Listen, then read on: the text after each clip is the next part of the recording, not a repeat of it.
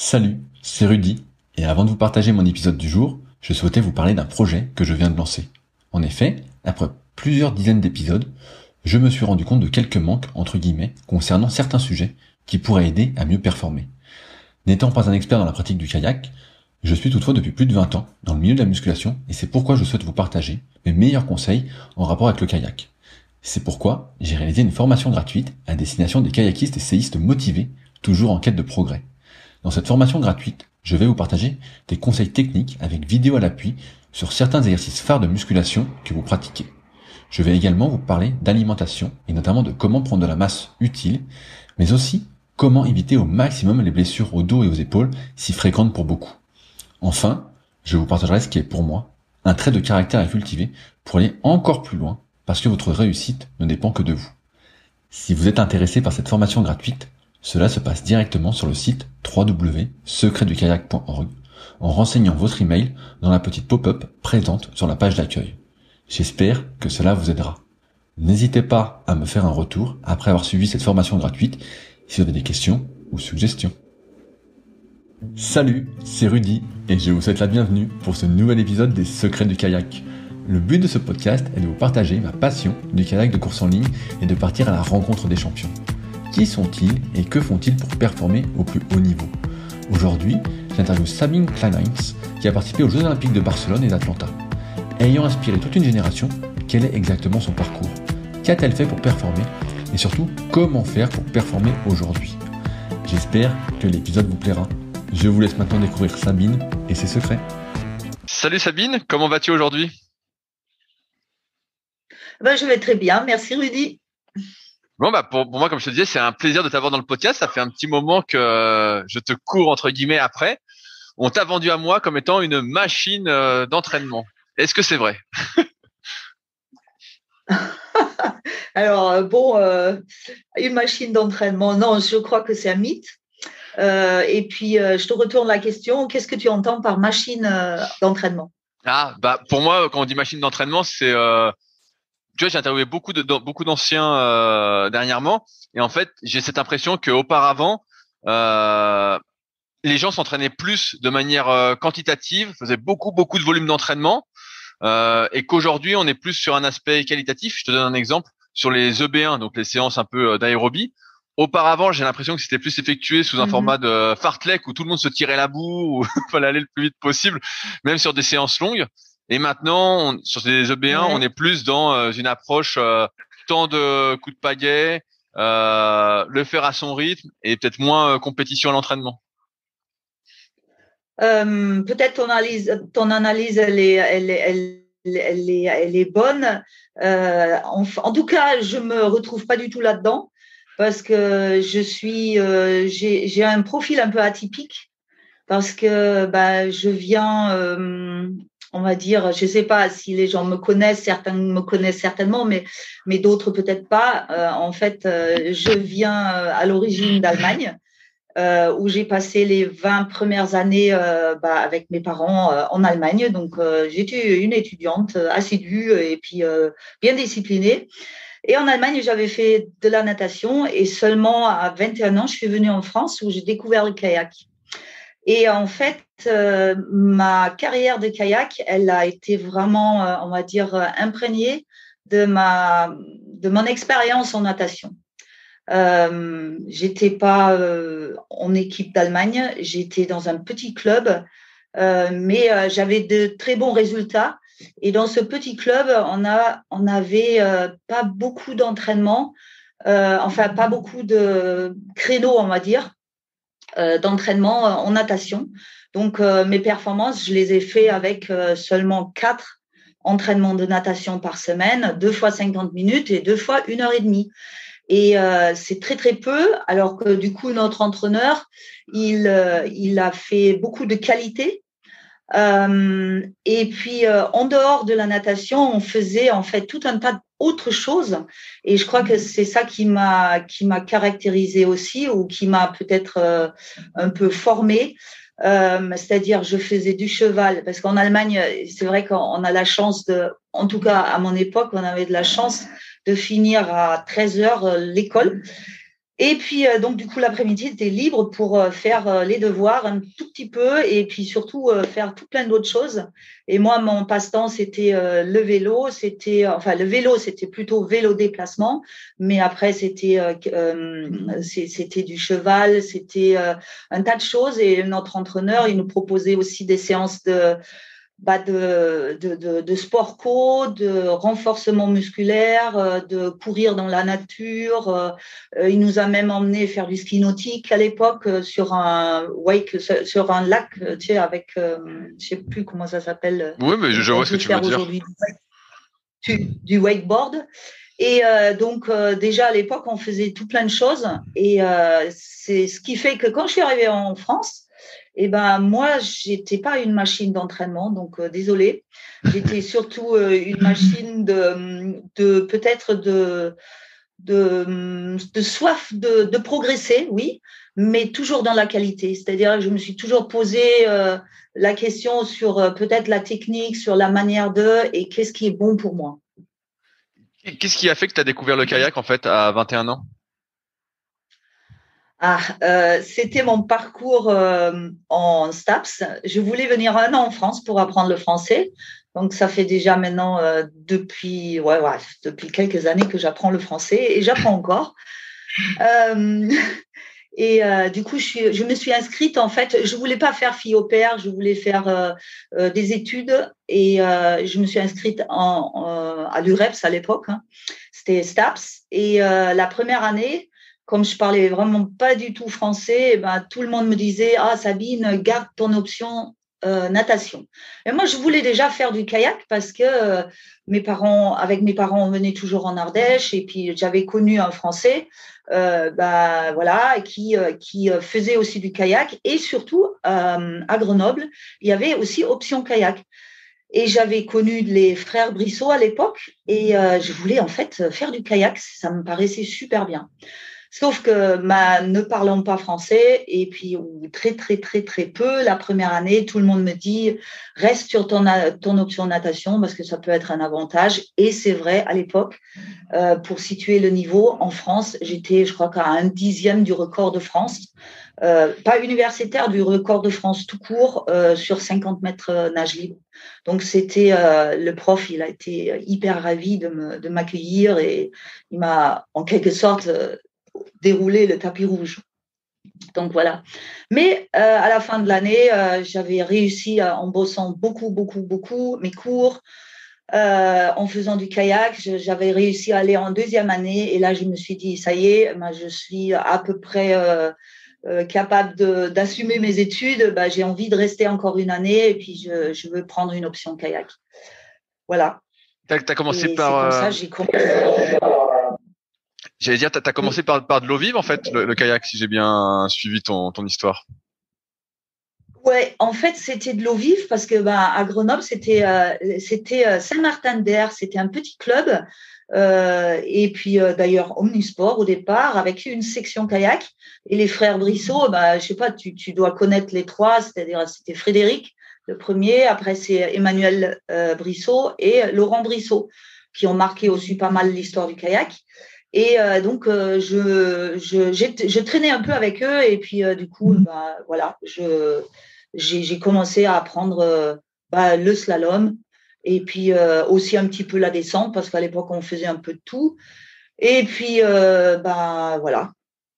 Et très vite en fait à la fin de l'année le CTD à l'époque il m'avait vu, il m'avait dit viens faire un entraînement, il m'avait regardé et tout et j'avais suivi une fille qui était en équipe de France à l'époque. Et à la fin, il me dit, tu vas aller au Pige. Moi, je savais pas ce que c'était, les Piges. Donc, je dis, ok, je vais au Pige. Et c'était sur l'Aude. Et j'ai fini 5e. Et au final, à la fin de l'année, j'étais en équipe de France, quoi. On m'a mis en équipe de France de descente. Et pas du tout slalom. Et moi, j'avais qu'une envie, c'était faire du slalom, quoi. Donc, j'ai abandonné le projet descente. Et au final, après, j'ai fait que du slalom. Et c'est vrai que l'année d'après, j'ai réussi à aller en équipe de France de slalom. Ouais, ça a été hyper rapide en fait ton ascension, on va dire, jusqu'à l'équipe de France. En 2 ans, oui, en 2 ans, j'ai été en équipe de France. Ouais. C'était très rapide, mais bon, je me suis donné les moyens. J'ai acheté un bateau, enfin 2 bateaux, et puis je me suis entraînée. Après, ce que je peux dire, c'est que ouais. J'allais te dire, quand tu as commencé le kayak, tu t'es donné les moyens. Est-ce que tu allais t'entraîner tous les jours? Quel était ton rythme d'entraînement? Waouh. Alors, mon rythme d'entraînement, c'était pas tous les jours. J'ai essayé peut-être tous les jours, mais c'était peut-être au début 3-4 fois par semaine. Bah voilà. Mais avec Staps aussi, on avait beaucoup de cours autres. On faisait du rugby, on faisait un tas de choses, de la gym, de la danse, du volley, du hand. On avait pas mal de sports quand même à l'époque. Et l'hiver, je faisais du ski. Donc, dans une, je sais pas, peut-être en moyenne entre 6 et 8 séances par semaine, je dirais. Un peu trop pour moi d'ailleurs, parce que j'arrivais pas à suivre physiquement.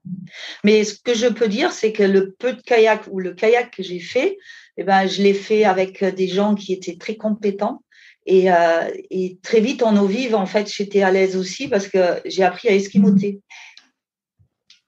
Et le fait d'avoir appris à esquimoter, à être à l'aise, eh ben, voilà, je pouvais attaquer Bourg-Saint-Maurice. C'était pas un problème.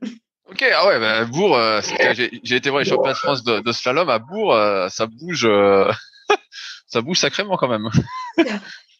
Ouais, ça bouge un peu, ouais. Mais bon, c'est une question d'entraînement aussi. Hein. J'ai une question par rapport à ton parcours. En fait, on voit que tu as été multidiscipline, même s'il y avait la natation 4 fois par semaine, mais tu faisais beaucoup d'autres activités en dehors. Est-ce que tu penses que justement cette absence, on va dire, de généralisation précoce t'a aidé pour performer en kayak? Tu veux dire généralisation de faire plein de sports. Cette absence de spécialisation précoce. Oui, tout à fait. Ouais, ok, ouais. Ah bah, c'est sûr que ça m'a aidé, hein. Ça m'a aidé très clairement parce que, mais je pense que il y a un autre aspect qui est peut-être plus important, qui a joué, c'est que notre entraîneur, il disait toujours, la compétition, c'est quelque chose qui permet en fait, de mieux se connaître. C'est-à-dire, c'est du développement personnel. OK, c'est aller au plus loin de ses propres performances. Et nous, on n'était pas du tout sur le résultat, on était sur sa propre performance. Et ça, c'est quelque chose que j'ai retrouvé seulement l'année dernière, enfin il y a 2 ans, où j'ai repris des études, où j'ai fait un préparateur mental et à Clermont-Ferrand. Et puis, en fait, c'est là où je me suis dit, waouh, en fait, à l'époque, mon entraîneur, qui était prof de PS d'ailleurs, eh ben, il avait déjà une philosophie avant-gardiste de ce que c'est la performance, quoi, et le résultat et le sport. Et le sport, c'est juste un outil pour apprendre la vie. Est-ce qu'à partir du moment où tu es en équipe de France, tu te fixes des objectifs de résultats ou vraiment pas du tout finalement? Alors, le pas du tout, ça n'existe pas parce qu'on se fixe de toute façon des objectifs, mais ça doit être des objectifs, on va dire, qu'on peut atteignables. Atteignables à court terme, moyen terme. OK. À long terme, on peut rêver, bien sûr, mais je pense que le rêve, si, je sais pas, j'ai 10 ans et je rêve d'être champion olympique, c'est quand même quelque chose qui est très, très loin. Et c'est pas ça le moteur d'une discipline de tous les jours ou d'une progression de tous les jours. C'est plutôt un équilibre, je dirais. Et je me suis fixé des objectifs, par exemple, j'ai envie de me sélectionner au championnat de France. Et après, au championnat de France, non, on fait du mieux qu'on peut, en fait, hein, quand je suis là-bas. Je peux viser peut-être dans les 5 meilleurs ou dans les 10 meilleurs, mais bon, à l'époque, il existait encore des marches arrière, des marches avant, enfin, des marches avant existent aujourd'hui aussi, mais des marches arrière, des figures un peu à l'ancienne.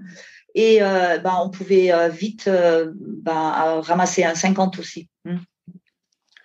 Donc, qu'est-ce qui a fait que tu as choisi la descente finalement plutôt que le slalom, puisqu'au final, à la fin, tu étais dans les 2 équipes de France? Ah, c'est un peu plus compliqué que ça parce qu'en fait, j'ai fait que du slalom jusqu'en 87.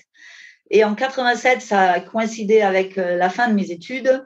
Et je savais pas trop quoi faire et j'avais beaucoup de temps pour m'entraîner. Donc, je me suis entraînée beaucoup. Et curieusement, cette année-là, j'étais tout le temps blessée. J'avais la clavicule qui sortait. Je fréquentais pas mal l'ostéopathe et tout. Et finalement, au pige, où j'étais plutôt, je ne veux pas dire favorite, mais j'étais quand même dans le paquet qui pouvait prétendre d'aller au championnat du monde, en tout cas se sélectionner. Et ben, j'ai raté complètement mes piges. Et après, ça m'a mis une grosse claque. Et après ça, c'était donc en 87. Je me suis dit, bon, là, il y avait vraiment une décision ou un choix à faire. Soit je rentrais chez moi en Allemagne et j'étais au chômage, soit je prenais un job qu'on venait qui se proposait à moi au Krebs de Wallon-Pont d'Arc, donc formatrice. Et je dis, vaut mieux avoir une expérience professionnelle qu'être au chômage en Allemagne. Et du coup, je suis restée en France. Et c'est seulement en étant en Ardèche, je me suis reconstruite en descente, parce que la descente, c'est vachement bien pour faire la caisse, pour se reconstruire, pour faire un fond d'aérobie, etc. Et du coup, en 88, l'entraîneur, parce qu'on avait un CPEF ici, un centre permanent d'entraînement, au Krebs. Et du coup, l'entraîneur Pascal Bontin à l'époque, il disait, Sabine, tu vas aller au pige de descente. Je dis, ah waouh, encore, je vais aller au pige de descente. Et effectivement, sans préparation, on va dire, particulière, je finis 3e, je me sélectionne pour les pré-championnats du monde. Et puis, quand je suis allée au pré-championnat du monde, là, je finis 5e. Mais je ne m'étais pas beaucoup entraînée parce que j'étais partie avant d'aller aux États-Unis. J'étais partie 10 jours en Allemagne où je n'ai pas fait grand-chose, il faut être honnête. Et je finis 5e à 45 secondes de la meilleure.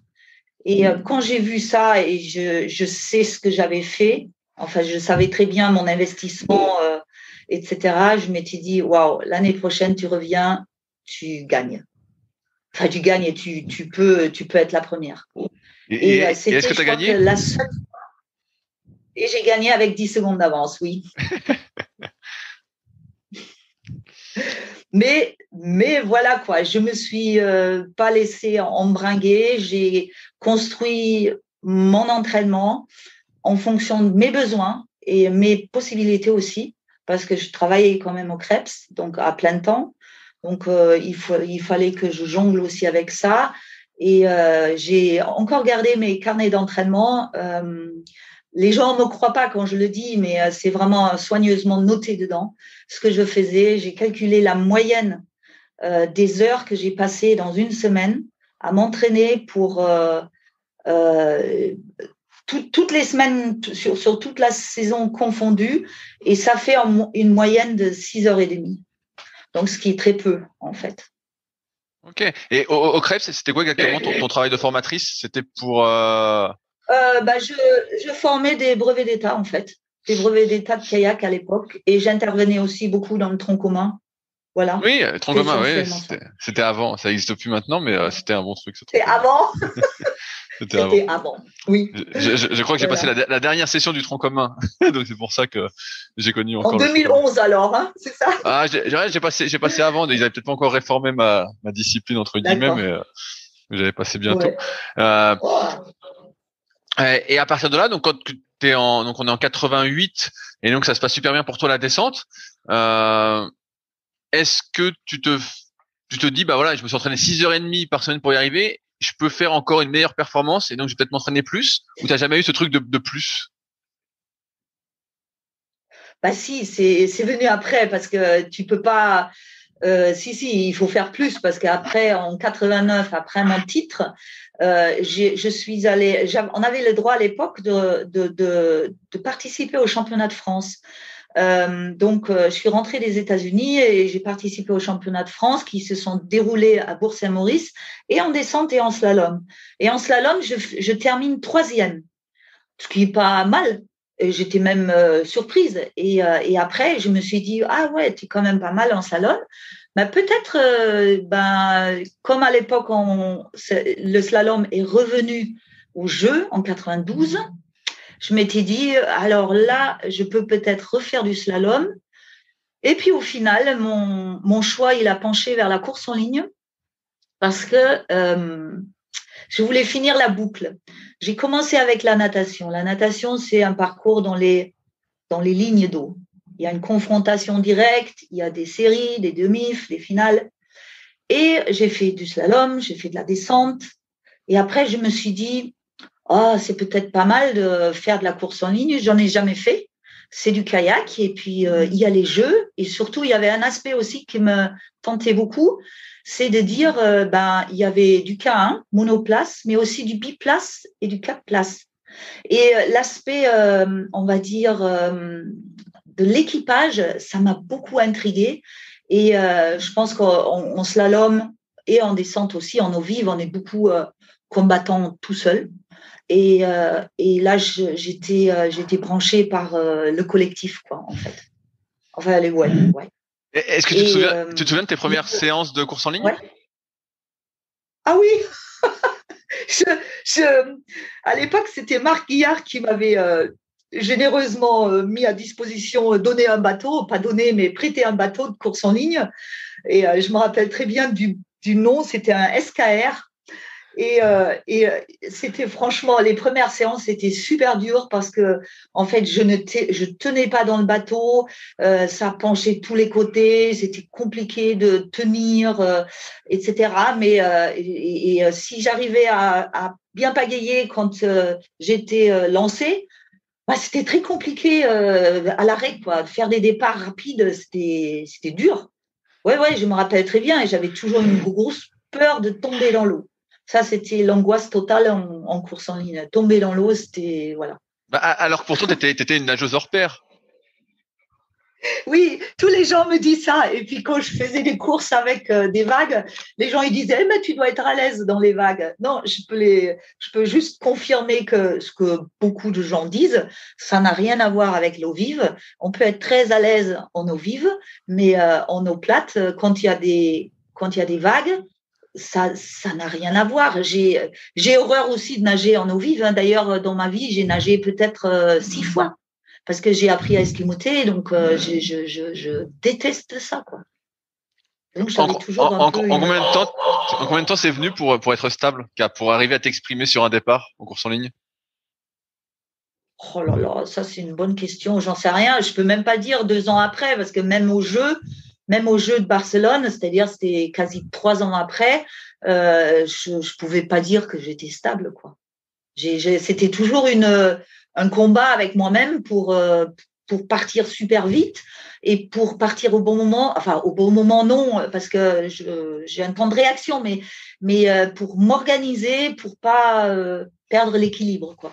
Ouais, c'était toujours un petit combat pour moi. Et alors, une autre question, t'as mis combien de temps avant de pouvoir faire des vraies séances dans ton bateau, ton SKR, à ne plus tanguer dans tous les sens et à pouvoir faire une vraie séance? Ouais, c'est pas à tanguer parce que bon, en descente, on a quand même une stabilité aussi.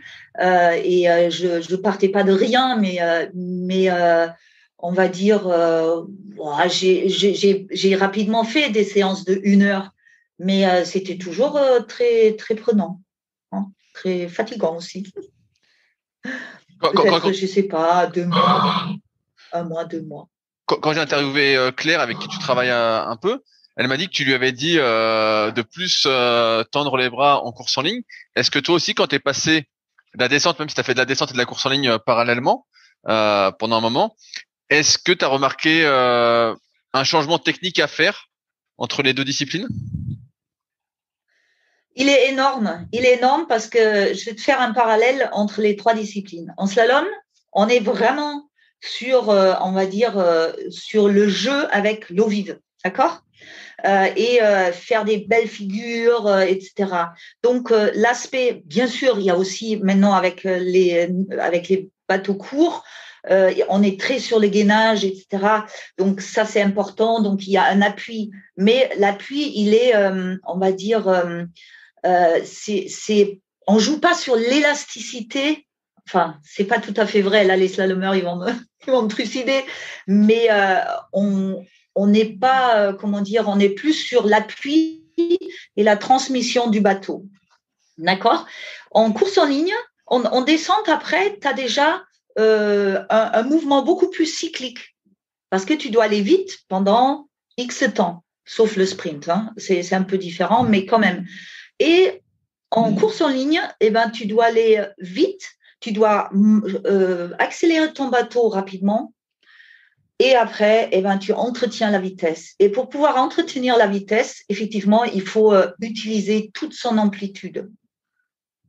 Et c'est une méga différence quand même, parce qu'en slalom ou en eau vive, on dit souvent, notamment en France, on a les bras légèrement fléchis pour être tout de suite bien réactif, alors qu'en course en ligne, on peut regarder quand même globalement, au niveau international, tous les gens, ils tendent les bras. On utilise cette élasticité à l'entrée de l'eau, qui est gratuite d'ailleurs.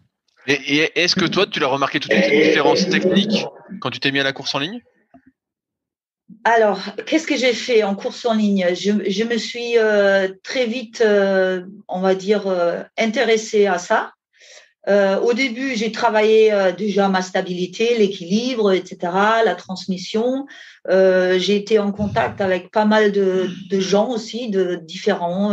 Il y avait Bruno Bicocchi à l'époque qui m'avait quand même un peu marqué, m'avait dit des choses. Chaque personne que j'ai croisée, on va dire, a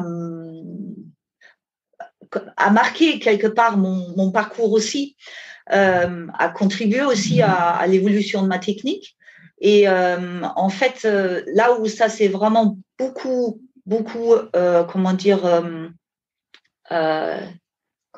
décanté, quand en 90, j'ai décidé d'arrêter le Krebs, mon boulot. Donc, j'ai arrêté le boulot.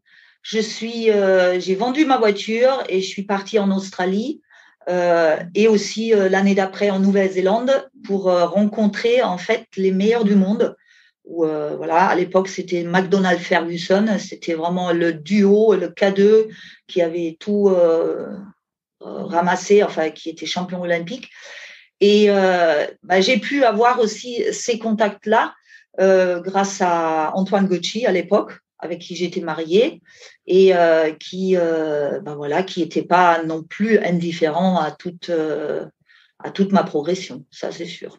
Comment ça s'est passé ces stages à l'époque? Parce que j'ai l'impression qu'aujourd'hui c'est peut-être plus populaire, mais à ton époque, donc il y a 30 ans, est-ce que ça te faisait souvent d'aller à la rencontre de nations aussi lointaines, en plus qui dominaient la discipline? Non, c'était vraiment une démarche de ma part parce que moi, je parlais allemand, je parlais anglais et même déjà en 90 sur des courses internationales, j'allais voir l'entraîneur des Allemands ou des Allemandes. Je tchatchais. En fait, au bord des bassins, je parlais avec tout le monde et du coup, j'avais plein d'informations. Je m'y intéressais. Et puis les gens, ils étaient intrigués aussi parce que j'étais une des premières à faire ce changement entre la descente et puis la course en ligne. Et puis, j'étais quand même relativement, on va dire, âgée, expérimentée, j'aime bien dire, plutôt que âgée. J'étais expérimentée et puis les gens, ils étaient intrigués que je venais un peu, entre guillemets, de nulle part et on avait fait, je crois que 7e au championnat du monde, en finale quand même, en K2 avec Bernadette Bréjon. Donc, c'était quand même une belle performance. Qu'est-ce que ça t'a appris d'aller en Australie et en Nouvelle-Zélande? Alors, qu'est-ce que ça m'a appris? Beaucoup de choses. Est-ce qu'elles en faisaient plus que toi? Est-ce qu'elles faisaient des séances différentes? Est-ce qu'elles faisaient plus de muscu?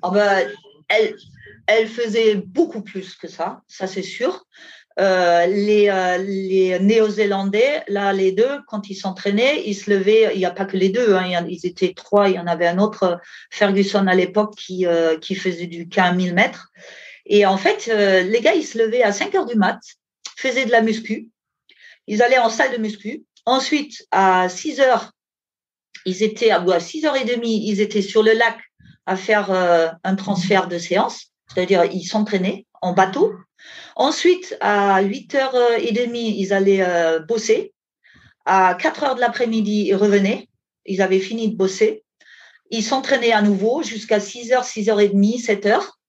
Et puis après, ils allaient se coucher. Ils mangeaient chez eux et à 8h30, 9h, ils étaient au lit. Et ça, c'était leur rythme.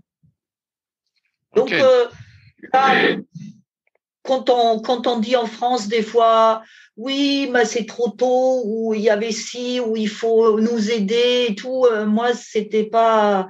Bien sûr, c'est cool d'être aidé, mais c'est surtout de savoir ce que tu veux. Et je crois que ces gens-là, ils savaient ce qu'ils voulaient. Vraiment. Ils savaient, ils mettaient en fait en place des choses et ils étaient très déterminés par rapport à ça. Est-ce que justement ça t'a permis toi d'être, je vais dire le mot, plus discipliné à ton retour ensuite d'un point de vue personnel pour performer? Plus discipliné. J'ai toujours été disciplinée, mais j'avais du mal à bien récupérer, à encaisser les séances. Je pense que j'avais, à l'époque, on était un petit peu déjà branché nutrition, etc. Mais rétrospectivement, je peux dire que franchement, je manquais complètement de, je ne veux pas dire une alimentation équilibrée, mais surtout peut-être boire beaucoup. Je buvais pas beaucoup par rapport au reste et ma capacité à encaisser des séances était quand même très limitée. Donc oui, j'ai profité de leur détermination, de leur investissement sur chaque séance. Ça, je pense que ça m'a beaucoup appris. Et aussi, il faut rêver. Hein. Il faut pas laisser. Il faut s'impliquer et puis il faut pas laisser les autres piloter ton projet. J'ai vu que là, tu parlais. Si, c'est bien clair, Sabine. Pour moi, c'est bien clair. Il faut être maître de son projet. Si je résume ce que tu as dit. Ouais. Quand tu as commencé la course en ligne, j'ai vu que parallèlement, tu avais continué la descente avec plutôt des bons résultats. Combien de temps tu as mixé les deux disciplines? Pendant 3 championnats du monde, j'ai fait 89. Mais 89, j'avais fait que de la descente. Ensuite, j'ai tout de suite enchaîné. 90, il n'y a pas de championnat du monde parce qu'à l'époque, c'était tous les 2 ans. Donc, j'avais fait les championnats du monde de course en ligne. Ensuite, peut-être des coupes du monde en descente. Franchement, je ne me rappelle plus. En 91, donc, il y avait les championnats du monde de descente. Il y a les championnats du monde de course en ligne à Avers-sur-Marne, d'ailleurs. Et puis après, en 92, il y avait les Jeux. Et en 93, à nouveau, j'ai fait 2 championnats du monde dans la même saison. Ouais. Comment tu faisais pour concilier les deux en termes d'entraînement? Entraînement, c'était plutôt que de la ligne et de temps en temps un peu de descente. Ok, donc ça suffisait à te maintenir entre guillemets. Donc tu développais tes capacités sur la course en ligne, qui forcément physiquement c'est un peu transférable sur la descente, mais tu n'avais pas besoin de faire plus d'eau vive que ça en fait. J'en sais rien. Tu sais, en 91, quand j'étais en Nouvelle-Zélande, je crois que j'ai toujours joué un peu avec les deux, mais en 91, il y avait une Coupe du Monde de slalom à Rotorua, en Nouvelle-Zélande, dans l'île du Sud, et j'ai participé à ça. Donc, à chaque fois, quand il y avait une occasion qui se présentait, je faisais du slalom, après je faisais de la descente, et puis c'est sûr, reconnaître une rivière, c'est important. Quand je faisais quand même de temps en temps un stage aussi équipe de France, Donc, j'enchaînais des stages, des fois, pas slalom, descente, course en ligne. Mais globalement, ouais, je sais pas, je crois que j'étais très difficile aussi en tant qu'athlète par rapport à gérer, peut-être. C'est ce que j'ai entendu après, que j'étais insupportable. Donc, ici, officiellement, je m'en excuse, mais c'était ma manière aussi de peut-être de mener mon projet. Et je voulais pas trop laisser interférer les autres sur moi, quoi, sur ma façon de voir et de sentir ce qui était bon pour moi. Ouais. Ouais, j'ai l'impression qu'aujourd'hui, on demande un peu aux athlètes de choisir, dans le sens où peut-être, c'est mon interprétation, donc à prendre avec des pincettes, mais qu'on pense peut-être qu'on peut pas performer dans les deux à la fois. Et toi, a priori, tu arrivais à performer dans les deux à la fois à l'époque. Oui, après on peut dire peut-être j'ai pas suffisamment performé parce que j'ai pas fait de médaille au jeu, mais bon voilà. Mais par rapport à ça, je voudrais dire quelque chose. C'est que pour moi, il n'y a pas de règle. Surtout si les gens ils pensent ça, je pense que c'est vrai pour eux et ils pensent avec leurs limites ou avec leur expérience. Maintenant, on arrive, tu vois, 30 ans après quand même, on a plutôt peut-être plus d'ouverture pour dire, parce que ça se vérifie aussi dans d'autres sports, il y a des transferts possibles, etc. Donc, ce que je fais en descente, c'est pas perdu, ça peut être réinvesti en course en ligne. Et je pense qu'il y a un autre aspect qui est important, c'est que pouvoir exprimer son potentiel par rapport à un objectif, il y a beaucoup d'investissement. On demande beaucoup d'investissement pour peut-être pour performer. Et c'est indéniable, le corps reste un corps humain, donc avec son potentiel certes, mais aussi avec ses limites. Et la motivation, elle est super importante aussi. Donc, moi, je dirais plutôt la monodisciplinarité, pour moi, elle est plutôt… qu'on se spécialise à un moment donné, oui, indéniable, voilà. Mais peut-être plutôt sur des courtes périodes. Donc, okay. Et après, il faut jouer avec le reste, avec tous les autres éléments, tous les autres facteurs pour pouvoir garder une motivation impact parce que très, très vite, on peut, par exemple, je sais pas, être tellement motivé parce qu'on a fait une bonne saison, je rentre des jeux, je suis enthousiaste et puis que j'ai envie de progresser et puis que je reprends l'entraînement et je respecte pas tout à fait la pause peut-être qui pourrait être nécessaire et ça passe tout l'automne, ça passe peut-être l'hiver et au printemps, eh ben ça coince parce que le corps il a peut-être pas eu suffisamment de repos aussi. Enfin, c'est mon analyse personnelle, attention. Hein. Oui, mais c'est ton expertise personnelle qui est demandée. Ouais, c'est mon expérience personnelle, vraiment ce que moi j'ai vécu et aussi ce que j'ai vérifié moult fois en discutant et aussi en accompagnant d'autres gens dans leur performance. Quelquefois, on veut aller un peu trop vite. Tout à l'heure, justement, tu disais que tu avais du mal à supporter les séances. Est-ce que ça veut dire que justement, quand tu faisais de la course en ligne, tu faisais pas le rythme qui est aujourd'hui, on va dire, pratiqué 2 séances par jour sur l'eau? C'est un peu ça, c'est-à-dire pendant les stages, j'étais bien obligée de suivre. Donc, je prenais sur moi et j'ai essayé d'utiliser aussi les stages parce qu'on était avec les autres filles et puis qu'on faisait de l'équipage et que c'était juste génial. Par contre, moi personnellement, pour continuer à prendre l'exemple de tout à l'heure où j'étais à 6h30 quand je faisais de la descente, après j'ai continué mes carnets d'entraînement et j'avais fait toujours chaque année, je faisais en fait un calcul sur la moyenne parce que si la moyenne d'une année sur l'autre elle est trop importante, c'est-à-dire il y a trop d'augmentation, le corps il peut pas encaisser ça. Donc on sait à peu près entre 15 et 20%, on peut augmenter de volume d'entraînement chaque année. Et c'est vrai que quand j'étais au jeu, j'étais arrivée à 10h30, je crois, en moyenne. Hein. Ça veut dire que j'avais quand même des séances ou des semaines où j'étais à 15h, 16h, mais plus, c'était juste pas possible.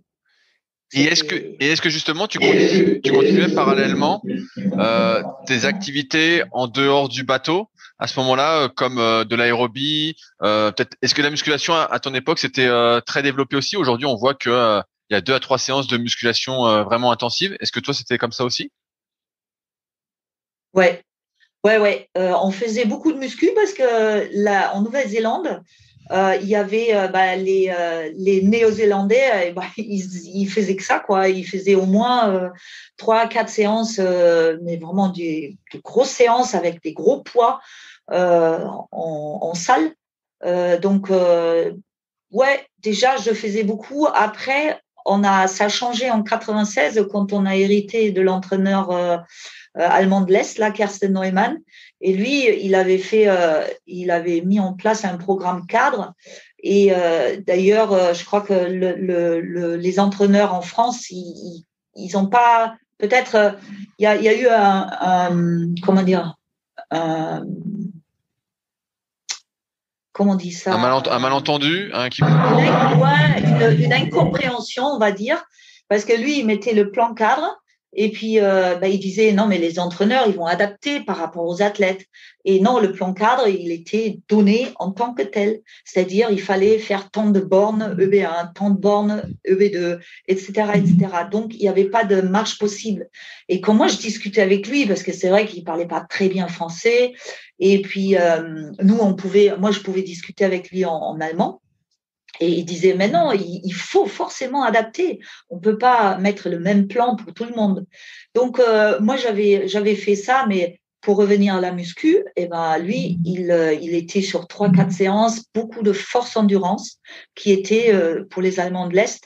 Et d'ailleurs, encore aujourd'hui, dans beaucoup de pays, c'est la base, la force endurance. C'est ce qui caractérise aussi les courses de ligne, quoi. Parce que il faut tirer fort sur une pagaie. Dans chaque palle, il y a au moins 30 kilos chez les filles. À chaque coup de pagaie, 30 kilos qui est développé. Donc eux, ils avaient fait un parallèle avec 2 minutes des tests, quoi, en développé couché, en tirade planche, des tests de 2 minutes, où il y avait 40 kilos pour les filles et 45 kilos en tirade planche. Ce qui est énorme, hein. Oui, je vois bien. Ça me fait penser que justement, là, en parlant de force endurance, je suis tombé sur une thèse que je pourrais t'envoyer si ça t'intéresse, justement sur les facteurs limitants de la performance en kayak, les facteurs prédictifs, qui est sorti il y a à peu près 2 semaines, donc il y a pas longtemps, et qui montre justement que c'est les adaptations locales en termes de force endurance qui sont plus déterminantes que par exemple la VO2 max sur la perf en 500 et en 1000 mètres. Et donc, je veux bien le croire. Et c'est qui a fait cette étude? C'est intéressant.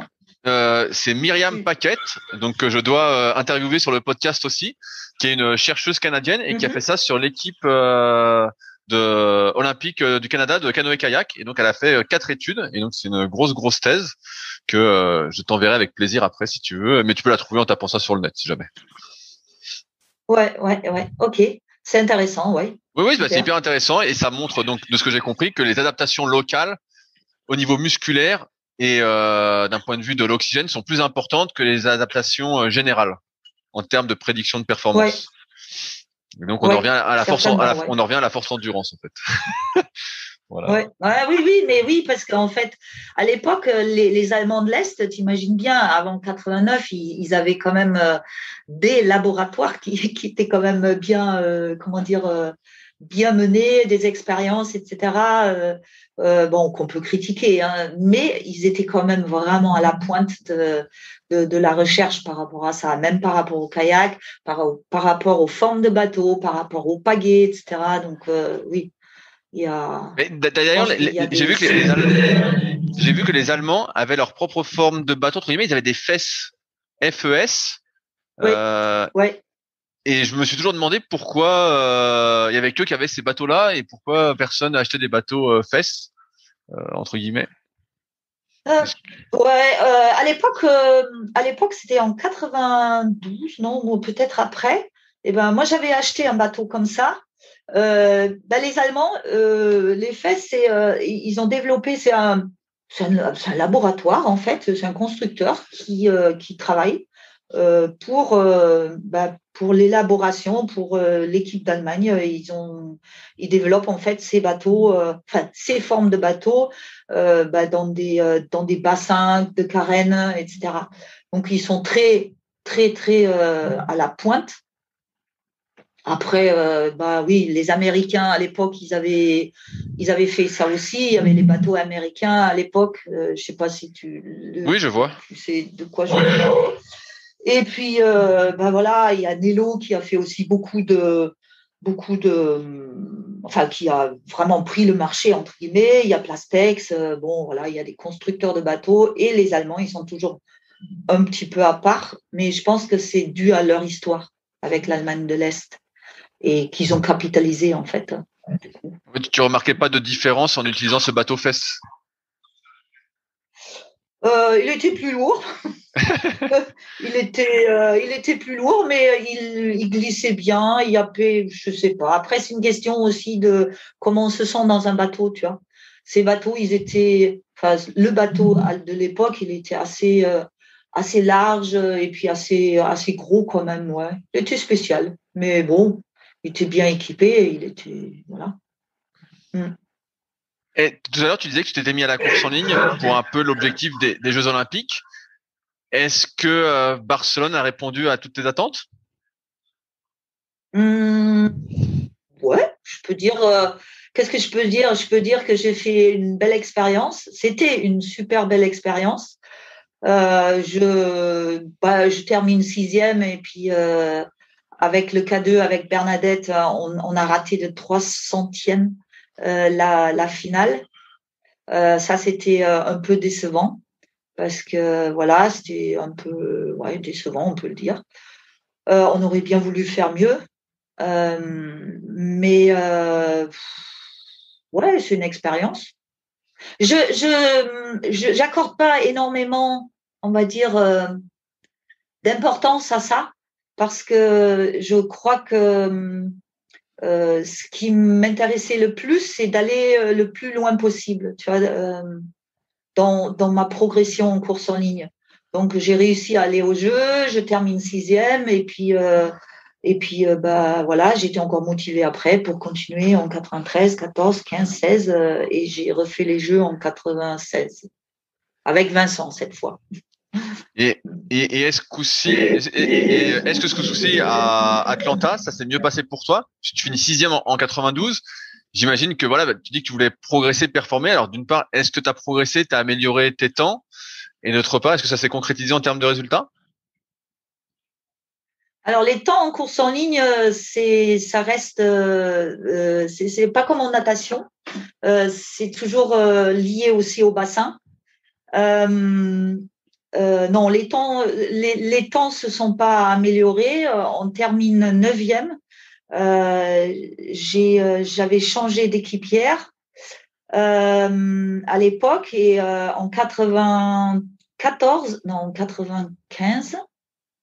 on avait fait vraiment une super saison avec cette fille purée. Et je me rappelle, son nom m'échappe, c'est une catastrophe. Je peux pas t'aider si jamais. Mais ouais. Ah, t'aurais dû. Mais bon, elle était très jeune. On était un super K2 et puis moi pour cette Olympiade, j'avais vraiment misé sur le K2 et à la fin, on n'a pas réussi à concrétiser ce qu'on aurait voulu faire. Voilà. Donc c'était avec Séverine Loyau, si jamais. Séverine Loyau, ça y est, c'est ça, avec Séverine. Oh, je suis désolée. Et on avait vraiment fait des super belles courses et puis au final au jeu ça n'a pas concrétisé, non. Mais bon, ça reste une belle expérience et puis voilà. Je trouve que ce qu'on peut dire toujours, tu vois, l'expérience, j'ai une petite, comment dire, une petite. L'expérience n'est pas ce qui nous arrive, mais ce que l'on retient de ce qui nous est arrivé. C'est-à-dire, c'est pas l'expérience en elle-même, mais qu'est-ce qu'on retire de ça, tu vois, et comment on le réinvestit dans la suite. Et c'est ça qui m'intéresse en fait. Donc le résultat en lui-même, ouais. Justement, après Barcelone, est-ce que tu as changé des choses à ton entraînement, à ton organisation, peut-être, je sais pas, à ta nutrition, pour continuer à performer? Non, en 93, en fait, j'ai fait vraiment sur un peu l'énergie ou la dynamique des jeux. Où là, je fais mon meilleur résultat, où je finis 4e en K1 500 à Copenhague. Je finis 3e aussi au championnat du monde de descente. Donc, c'était plutôt une bonne année. Et en 94, en fait, je suis enceinte de Tobias, de notre premier enfant. Et du coup, tu comprends bien qu'avec une grossesse, on ne fait pas trop de kayak. C'était une grosse coupure aussi parce que je passais à l'époque mon professorat de sport. Donc, la grossesse plus le prof de sport, j'étais plus dans la théorie de l'entraînement que dans la pratique. Justement, tout à l'heure, tu disais que tu avais arrêté de travailler au Krebs pour te consacrer plus au kayak. Est-ce que durant ces années-là, justement, tu t'avais repris un travail à temps plein ou pas? Pas du tout. En 90, en fait, le DTN de l'époque, il m'avait dit qu'il existait des aides de par la fédération et tout, et vu mon projet, je pouvais peut-être prétendre à avoir une aide comme ça. Et du coup, fort de sa parole, j'ai démissionné au Krebs, et puis voilà. Après, j'ai bénéficié de l'aide de la fédération pendant toutes ces années. Et c'est vrai que quand on est haut niveau, les 3 années jusqu'au jeu, je m'étais pas du tout. J'ai consacré toute mon énergie et tout mon temps à ça, à mon projet. Et puis après, en 93, j'ai intégré l'INSEP avec la préparation du professorat de sport. Voilà. Et en 94, j'ai eu mon prof de sport. Est-ce que ça a été, je vais pas dire facile, mais de revenir après avoir eu un enfant? Alors, facile, non. Parce que j'avais, quand Tobias est né, c'est en 94, donc j'avais 32 ans quand même. Mon premier enfant à 32 ans.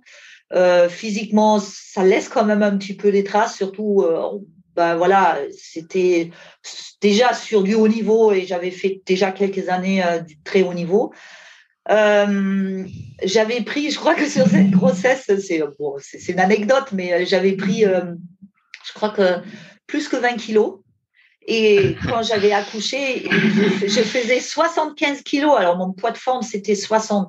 Et les premières séances que j'ai fait, et ça, par contre, je me rappelle très, très bien, c'était dur, dur, dur. Parce que, en fait, bouger 75 kilos, c'est juste ouf. Comme si on me mettait un sac à dos de 15 kilos, c'est quand même considérable. Donc, c'était dur au début, mais voilà. Et je m'étais dit, waouh, c'est quand même pas facile la course en ligne. C'est très, très, très physique. Mais bon, au bout d'un moment, on reprend l'entraînement. Et puis après, voilà, avec les autres, ça s'est super bien passé, quoi. Combien de temps t'as mis pour revenir à ton niveau après ta grossesse? J'ai accouché fin juillet. Et puis l'année d'après, j'étais au championnat du monde en 95. Ok, donc, il t'a fallu un an. Ouais, c'est un an, c'est-à-dire au début, j'ai allaité quand même pas mal. Et puis après, j'ai repris l'entraînement, je sais plus, je crois que c'était au mois de novembre. Et puis après, au printemps, un peu plus fort. Et puis voilà, petit à petit, on se remet dedans. Voilà. Est-ce qu'à ton époque, on faisait des coupures d'entraînement bateau l'hiver, dans le sens où on faisait plus peut-être que 2 séances bateau et peut-être comme aujourd'hui des stages de ski de fond ou plus de l'aérobie, de la PPG, ou est-ce qu'on coupait pas le bateau? Ah si, je crois qu'on coupait de ce que je me rappelle, hein, mais moi, des fois, 2, 3 semaines, pas de bateau, pas de problème. Les Suédois, ils coupaient, hein, ils faisaient un peu de machine à ramer, mais par exemple les Suédois, ou sinon, eh ben, les équipes, ils partaient par exemple en Floride au mois de janvier. Mais il y avait souvent quand même une coupure. Je connais pas beaucoup de nations qui vraiment s'entraînent. Enfin, ouais, peut-être, mais je veux pas dire de conneries. Je sais pas. À mon époque, je crois que si, quand même, on faisait des coupures rien que pour le ski de fond. En descente, on le faisait aussi, donc moi, ça me choquait pas. Et puis, c'était même, je trouvais nécessaire. Et est-ce que tes Jeux d'Atlanta, tu en es satisfaite d'avoir fini 9e? Parce que finalement, de ce que je vois, c'est ta dernière Ah, grosse compétition internationale. bah, en termes de résultats, non, parce que l'année d'avant, on était souvent au niveau international sur le podium. Mais j'ai appris de cette expérience plein de choses, notamment que des fois il faut crever les abcès très vite. Et est-ce que tu peux Je sais pas expliciter? si c'est. En fait, je crois que je rentre un peu peut-être dans l'intimité, mais peut-être c'est important aussi de dire parce que ça fait partie de ce qui existe. À l'époque, on était donc avec Séverine et on avait fait une super belle saison en 95.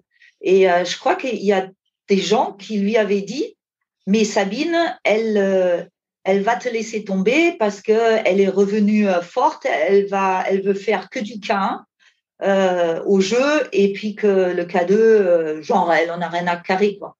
Et je crois que cette phrase ou cette idée s'est installée un petit peu peut-être dans sa tête. Et toute la saison en 96, toutes les courses internationales, ben, ça a pas bien fonctionné.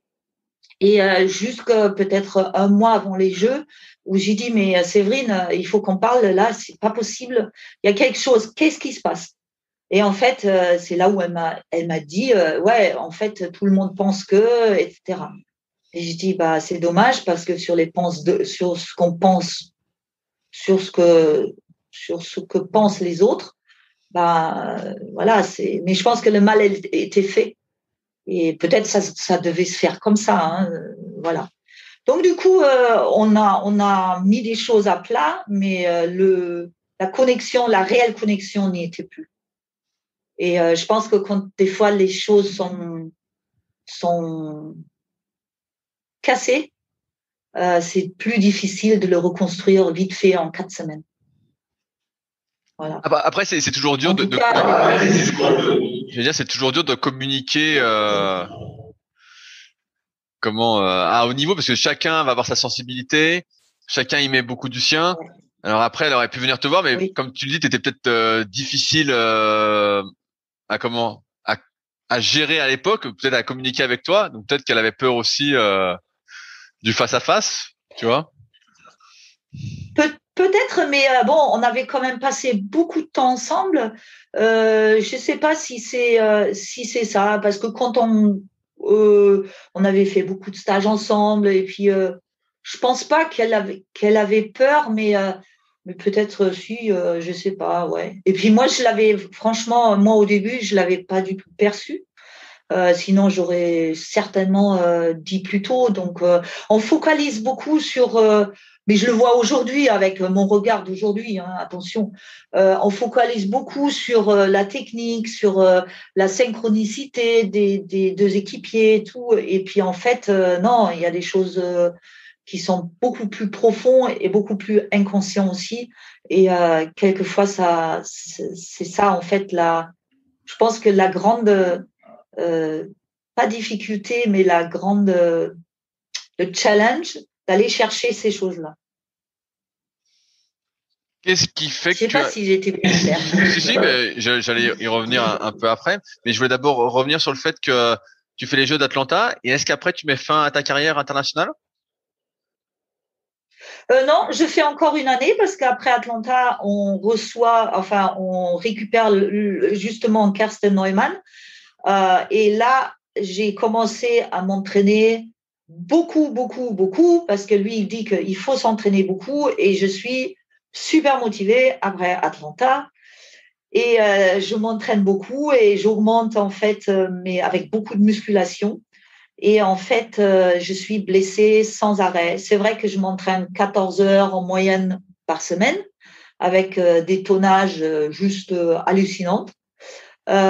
Mais en fait, le peps de la compète y est plus. Et en fait, dans l'omoplate, j'ai beaucoup de douleurs. Et en fait, mes muscles et mon physique n'a pas tenu. Parce qu'à l'époque, du coup, c'était combien? 35 ans, tu avais. J'avais 34 ans, 35 ans, merci. Et là-dessus, j'avais pas les moyens diététiques non plus pour pouvoir récupérer. Ouais. Non. On n'avait pas de suivi non plus. Peut-être des perfusions et des choses comme ça aurait amélioré. Mais non, mais je crois que c'était plus d'actualité, tu vois. Quand tu arrêtes ta carrière, tu sais ce que tu vas faire? En fait, depuis 94, je suis prof de sport. Donc, j'avais des postes un petit peu à l'INSEP. Après, j'étais encore, pas détachée pour les Jeux. Et en 97, je crois que je sais plus exactement. Bon, je navigue entre le rattachement à la direction régionale de France et l'INSEP. Et après, je bascule sur un poste de CTR en Île-de-France. Donc, j'ai enchaîné en 98 postes de CTR. Ouais. Qu'est-ce que ça fait exactement? Ça fait quoi un CTR au jour le jour? Et ça fait quoi un CTR? Ça dépend, c'est très très disparate. À l'époque, j'étais avec Bernard Bouffinier et on était en fait, on était 3 CTR et chacun avait en fait on va dire un domaine. Hein. Moi, j'étais plutôt sur tout ce qui était sportif, des stages sportifs et aussi mise en place du pôle espoir de Vers-sur-Marne. Parce qu'avant, ça n'existait pas le pôle espoir de Vers-sur-Marne? C'est assez récent? Non, il n'existait pas. Oui, enfin, non, 87 ou 98, 97, 98, c'est pas récent. Ou c'était peut-être en 99, mais ça date quand même il y a 22 ans, 23 ans.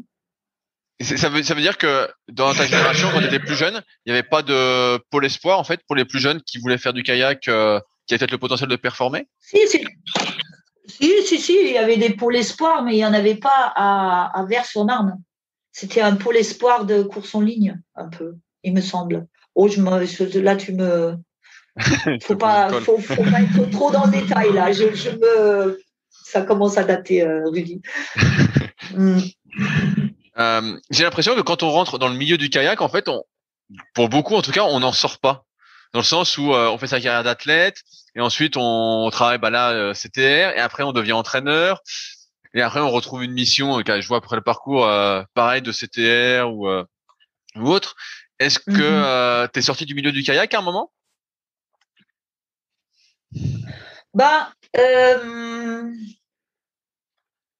Alors, quand est-ce que je suis... Non, en vrai, non. En vrai, non, parce que le kayak, c'était aussi en 2001, je reprends un poste au CREPS, parce qu'il y a un poste de formateur qui se libère. Donc, on déménage avec toute la famille. Entre-temps, j'ai eu 2 autres garçons. Donc, voilà, 3 garçons. Et puis, Vincent, qui à l'époque faisait aussi du haut niveau. Et on déménage en Ardèche. Et je continue en fait mes missions de kayak parce que je fais de la formation kayak jusqu'en 2019. Voilà. Et en 2019, là, il y a un grand changement. C'est-à-dire, je quitte la fonction publique Et puis, pour reprendre en fait des études de préparateur mental, parce que j'ai l'impression que c'est une voie qui m'intéresse beaucoup. Et puis en fait, aujourd'hui, je travaille à mon compte. L'objectif un peu, c'est que j'ai envie de laisser quelque chose, des traces, on va dire, positives et des traces pour l'humanité. J'ai plus envie de travailler dans vraiment la performance pure. J'ai envie de travailler dans la relation humaine. Aider les gens peut-être à mieux se comprendre. Et est-ce que quand tu as arrêté ta carrière au niveau, tu as continué à faire du kayak régulièrement pour ton propre plaisir ou du sport de manière générale? Eh ben non, parce que en fait, j'ai enchaîné 2 grossesses en 99 et en 2000. Et après, on avait 3 enfants en bas âge. Et je travaillais à plein temps au Krebs et que Vincent, il faisait encore sa carrière. Et après, il s'est investi dans la carrière aussi de CTR et aussi en tant qu'assistant technique ou ressources techniques, soutien technique sur des championnats du monde en course en ligne. Et en fait, je crois que j'avais plus le temps ni de l'énergie pour faire ça. Donc non, le sport, franchement, je peux pas dire que j'ai fait du sport. J'ai promené mes gamins et puis voilà quoi. Est-ce que tes enfants font du kayak? Bon, les 3, ils ont fait du kayak. Est-ce qu'ils avaient le choix entre le père et la mère kayakistes au niveau? Ils étaient, je pense, que complètement imprégnés de ça. Oui, les 3 ont fait vraiment du kayak, ouais, en compétition aussi. Et puis Tobias, il a fait du haut niveau et en course en ligne. Et puis ils ont touché à tout. Ils savent tout faire. Enfin, tout faire. Ils savent faire du kayak. Quand tu étais, t'as été aussi CTR en Ardèche, tu disais tout à l'heure? Pas du tout en Ardèche, j'étais pas CTR, j'étais CTR en Île-de-France. Et en 2001, il y avait un poste de formateur au Krebs de Vallon. Ok. Et là, tu formais toujours comme tu faisais auparavant sur les BE kayak? C'était au début de 2000 à 2011, c'était BE Kayak. J'étais aussi responsable de haut niveau au Krebs. Donc, on faisait aussi de l'accueil de classe, tronc commun. Entre-temps, j'ai changé. Mes missions ont évolué aussi pendant toute cette période. Pendant 3 ans, j'ai été coordinatrice des formations, c'est-à-dire de toutes les formations. Après.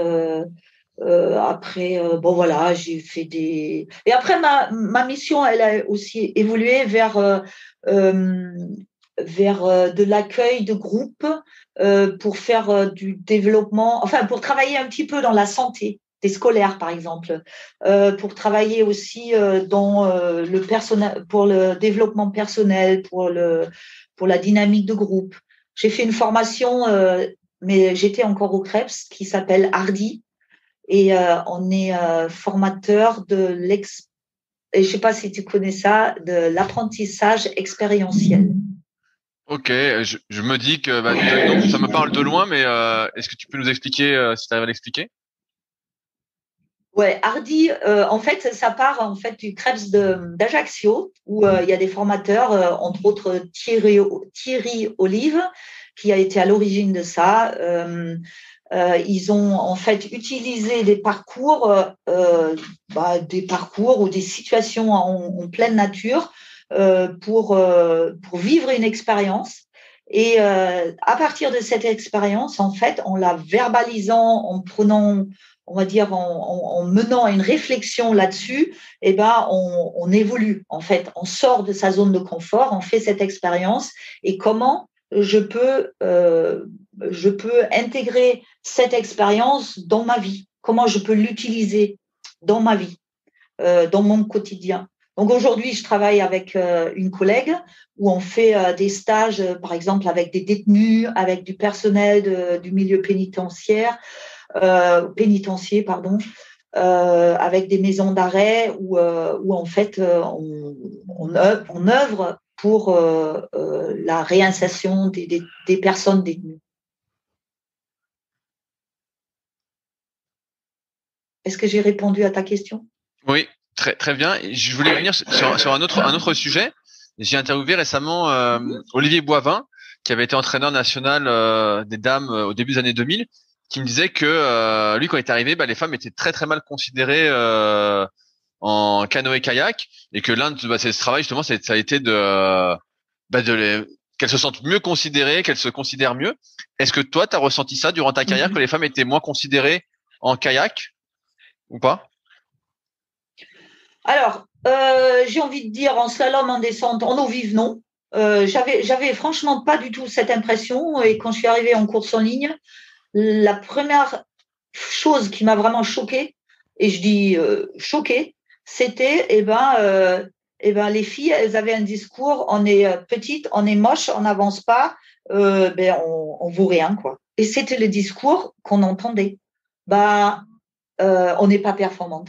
Et là, je me suis dit, waouh, la course en ligne, quand même, non, c'est pas possible d'être comme ça, quoi, tout court, parce que c'est pas une relation, les filles, elles font ce qu'elles font, et puis les garçons font ce qu'elles font, mais il y a du respect mutuel. Et oui, je suis assez d'accord avec ça, et je constate encore aujourd'hui que en fait je trouve que les filles sont pas suffisamment écoutées, sont pas suffisamment considérées. Oui. Après, j'ai envie de te dire que de mon point de vue, donc moi je suis dans la muscu, je suis plus coach muscu, c'est qu'on n'entraîne pas de la même façon aussi un homme qu'une femme, on dit pas les mêmes choses, et je sais pas si je fais une extrapolation, c'est mon interprétation, si tout le monde est formé justement un peu à ces différences, je veux dire, à ce côté humain dont on a parlé tout à l'heure, dans le sens où on n'utilise pas les mêmes mots pour chaque individu, le même entraînement. Tu vois, tu parlais du plan cadre, le même plan pour tout le monde. Peut-être il manque cette sensibilité qu'on doit avoir pour considérer chacun comme étant unique, j'ai envie de dire.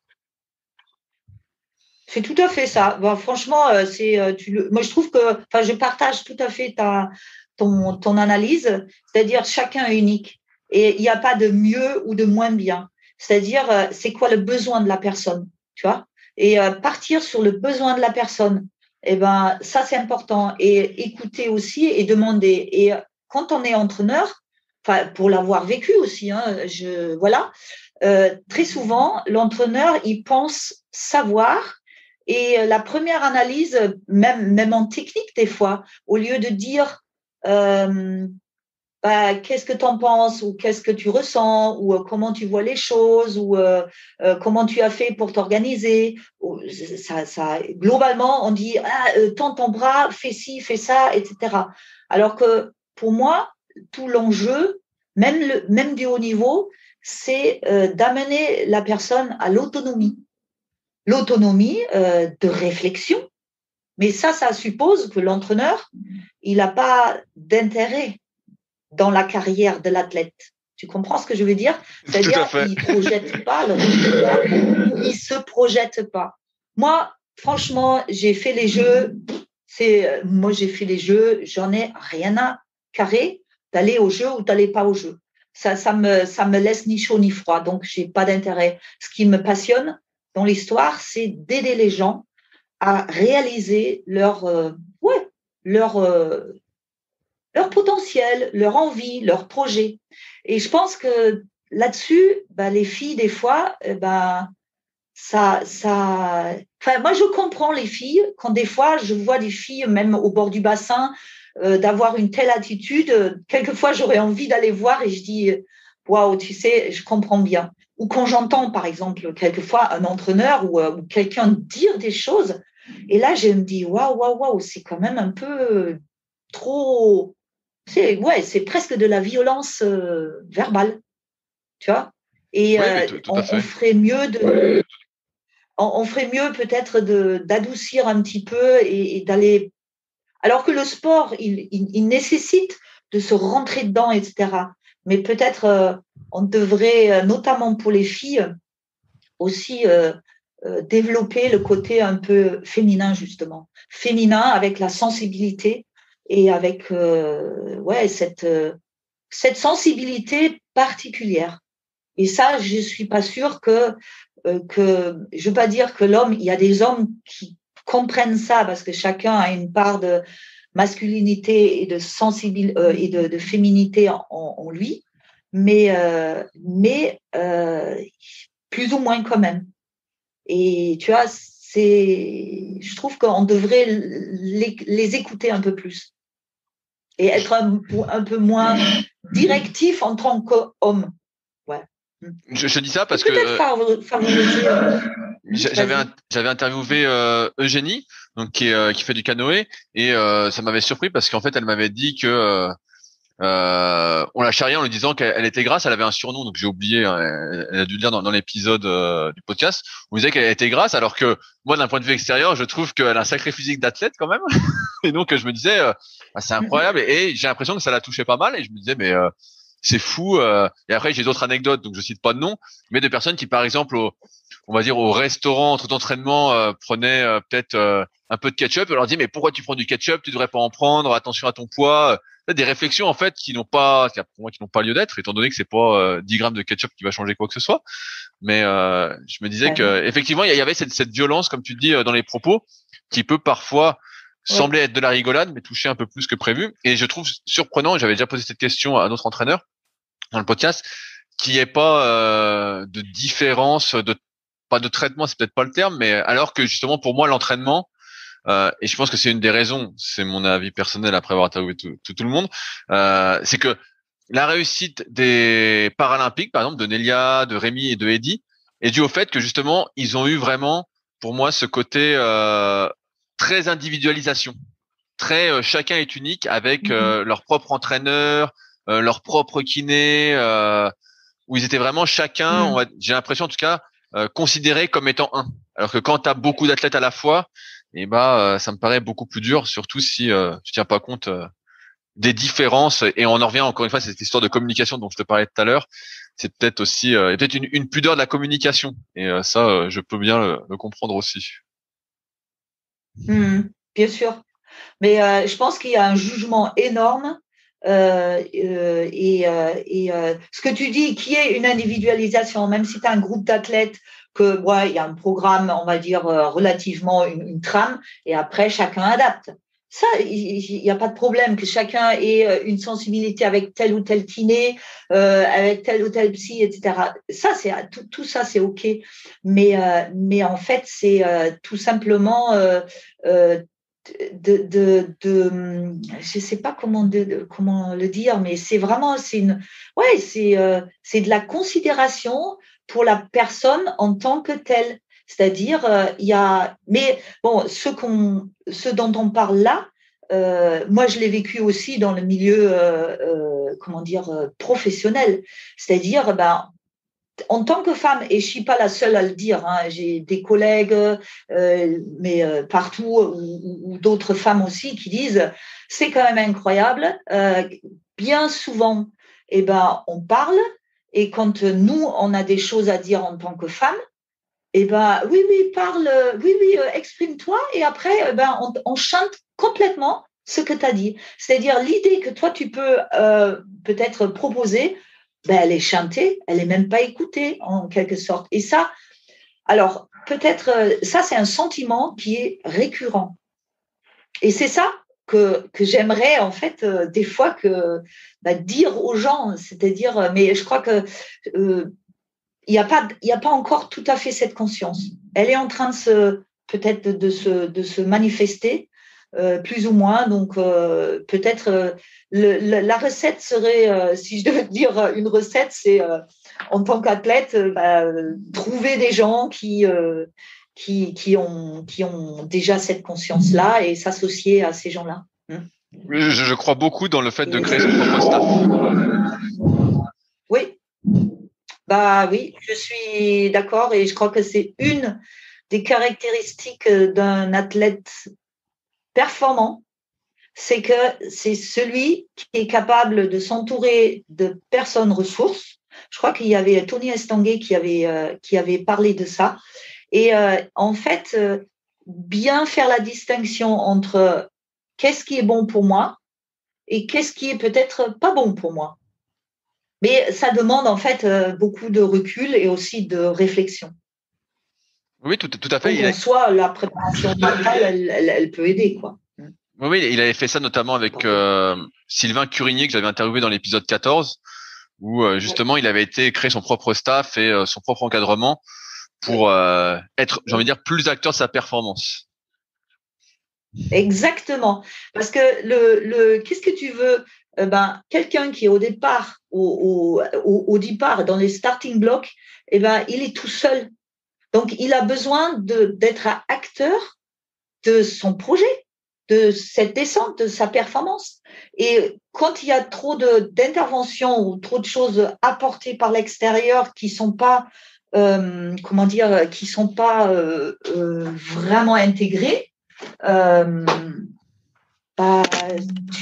tu peux pas le maîtriser, quoi. C'est des manques pour moi. Tu vois, c'est un peu, je vais te dire quelque chose. J'aime bien ce proverbe. Dites-moi et j'oublierai. Montrez-moi et je me souviendrai. Et impliquez-moi et j'apprendrai. Donc, dès lors que la personne qui accompagne quelqu'un implique la personne dans sa propre action, la personne, elle peut comprendre et apprendre les choses, peut les intégrer. Alors que si tu dis juste des choses, et c'est ce qu'on fait souvent d'ailleurs, on dit « Ah, tu devrais faire ça, ah tu devrais… » Et pourtant, je l'ai répété 50 fois de tendre les bras, etc. Non, parce qu'il faut le sentir, il faut le comprendre. Hein. Je vois tout à fait ce que tu veux dire. Je crois savoir que peut-être quelques athlètes, justement, dans cette démarche, on va dire, de réalisation personnelle, je vais appeler ça comme ça. Est-ce que ça fait longtemps que tu fais ça ?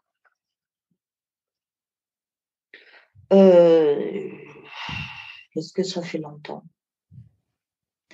Non, c'était un peu le hasard parce que quand j'ai arrêté mon poste au CREPS, donc quand j'ai quitté la fonction publique, je m'étais dit j'aimerais bien faire une formation de préparateur mental et je n'étais pas très sûre. Et à cette époque, il y a quelqu'un qui avait encore appelé au CREPS et qui cherchait en fait un préparateur mental. Et moi, j'avais dit, moi je veux bien. En tout cas, je pouvais être personne ressource dans le sens où je pouvais peut-être lui indiquer des gens, des préparateurs qui étaient performants en fonction de ses besoins, etc. Et au final, cette personne, il allait au championnat du monde de voltige en planeur. Et en fait, on a parlé ensemble et puis je comprenais bien que sa problématique, en fait, il voulait quelqu'un qui pouvait vraiment le comprendre et saisir ses besoins. Et je lui avais dit, écoutez, si vous voulez, je peux me rendre disponible pour vous. Et il m'a appelé 2 semaines après, il m'a dit Sabine, j'aimerais bien travailler avec vous. Donc je l'ai accompagné au championnat du monde pour ces championnats du monde de voltige en planeur, où il a réussi justement à être performant et il a été super content de sa réalisation à chaque fois. Donc on avait fait quelques séances, souvent par téléphone. D'ailleurs, je l'avais jamais vu. Je savais même pas, je connaissais pas son nom. C'était assez intéressant comme expérience.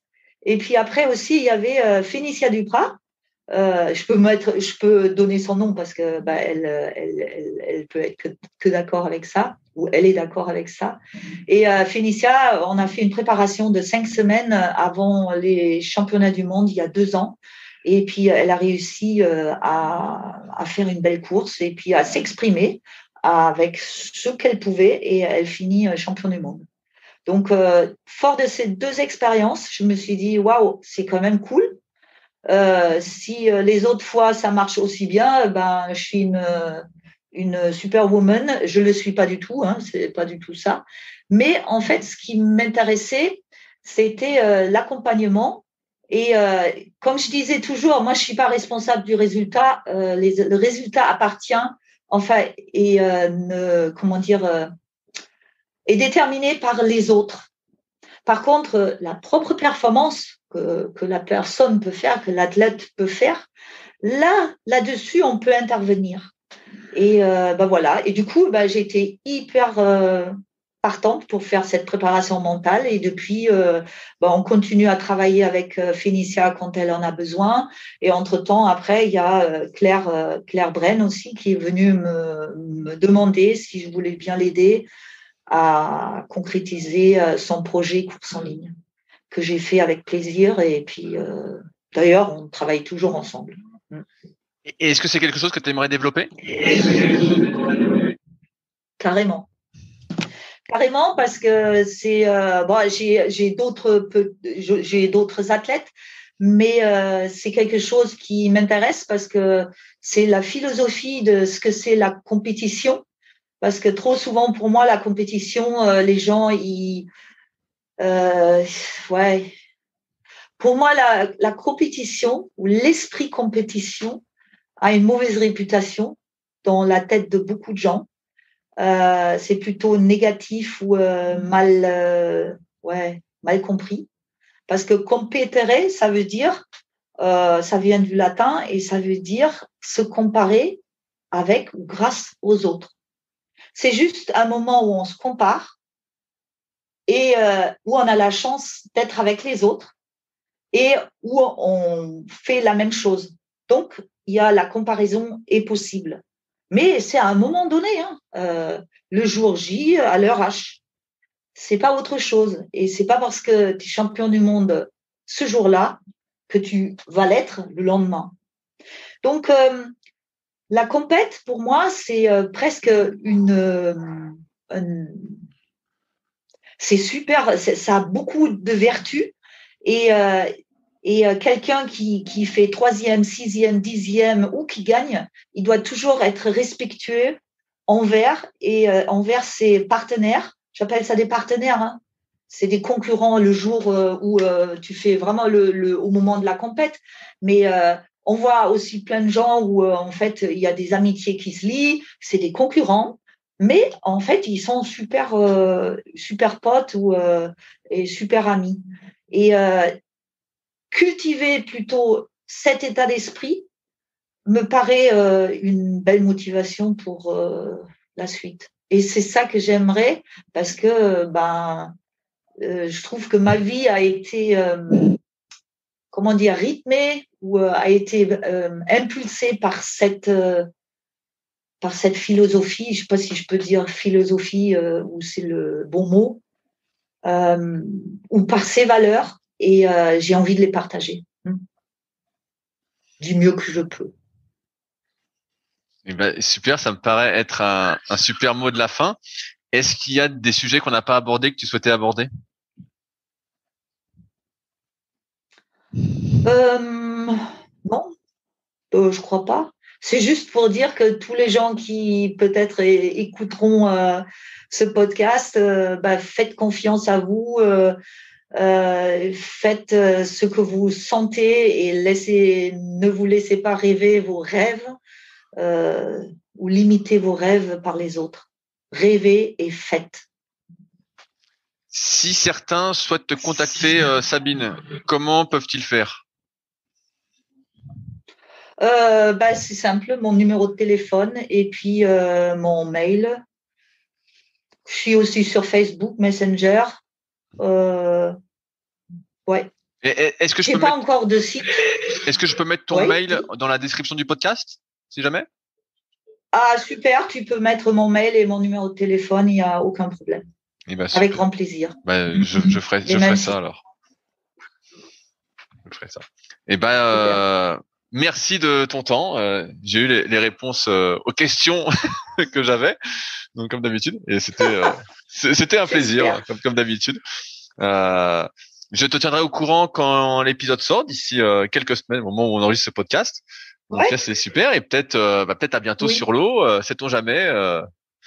Et est-ce qu'en ce moment tu renavigues un petit peu ou pas du tout? Ça fait Ouais. combien de temps que t'es pas monté dans un bateau? Il n'y a pas longtemps, hein, parce que je fais de la rivière. Il y a 2 ans, je me suis acheté un bateau de rivière et puis justement, il y a une semaine et demie, pas week-end, ou peut-être le week-end dernier, on a fait la Haute-Baume. Il a plu beaucoup, beaucoup en Ardèche et puis avec mon ancien collègue qui est aussi à la retraite, Jean Lamy, hein, la légende, Jean Lamy, on a fait la Haute-Baume et c'était super sympa. Et d'autres kayakistes, bien évidemment. Mais j'ai fait un peu d'eau vive et puis j'ai fait oui, une séance sur le lac, mais ça se compte sur les doigts de la main, sur le lac à Longeville avec Félicia. Et puis, voilà, c'est tout. Donc, si Claire, elle a envie de venir et puis on fait un K2, ou d'autres, hein. Moi, je suis partante pour un tour de K2. Ça Ou toi, marche. si tu veux venir, tiens. Mais je suis pas sûr que tu me tiennes dans le K2 et j'ai pas la stabilité pour tenir, donc je pense qu'on va nager. Et comme j'aime pas tomber comme toi dans l'eau, je pense qu'on sera pas content. Ben ouais, mais on aura une grande, un On aura un grand fou moment rire. de rigolade alors. Voilà, Bon. exactement. Faut se dire, qui tente rien n'a jamais rien. Donc, il faut C'est sûr. tenter. Je lui dis. Il faut tenter. Bon. C'est sûr. En tout cas, merci beaucoup. Et puis, À bientôt peut-être alors, j'espère. Sait-on jamais. Si vous êtes encore là, c'est que l'épisode vous a plu. Dans ce cas, je vous invite grandement à m'aider à faire grandir ce podcast en mettant une note de 5 étoiles et un commentaire d'encouragement sur l'application de podcast où vous l'écoutez et plus particulièrement sur l'application podcast d'Apple. Cela m'aidera d'autant plus à accueillir les meilleurs kayakistes français grâce à la crédibilité que vous me donnerez. Enfin, vous pouvez retrouver la retranscription écrite de cet échange sur www.secretdukayak.org. En attendant, laissez glisser et à la semaine prochaine.